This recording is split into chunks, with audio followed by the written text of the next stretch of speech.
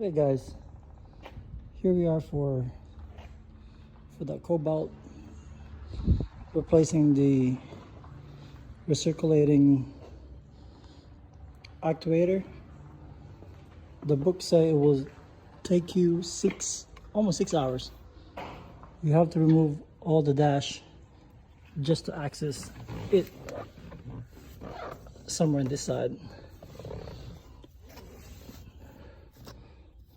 Some people said they would reach the arm down here all the way up, but it's pretty hard to wiggle it out, so you will be holding it this way.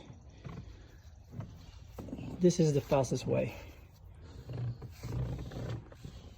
Once you remove your glove box, I'll open this up. That's for your cabin filter. And also I would remove this piece, the bottom part. Then if you look up at this angle, you would see, let me see if I can show you.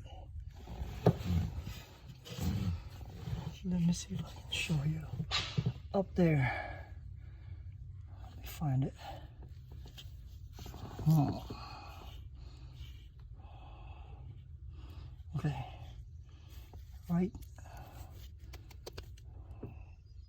there, that is your actuator. I don't know if you can see it. Let me zoom it for you. Right up there, see that?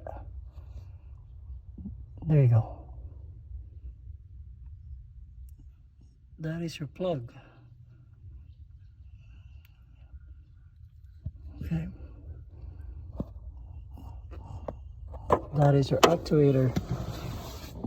So you're looking at this plug down here. So what you would do, you get a long flat screwdriver, and that will reach there, and you would just pry it out and it will pop out. And I just installed mine. This is the used one. The other thing that you would do, these pieces here will be a different orientation.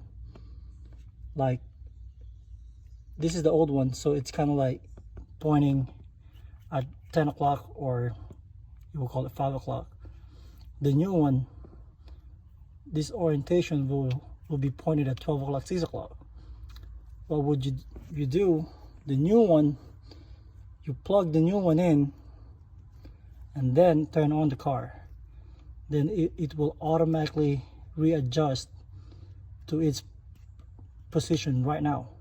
So when you install it, it will be straight on your actual piece up there, and that will save you 6 hours. Then figure out how you put it back. Anyway, hope that helps. And there you go.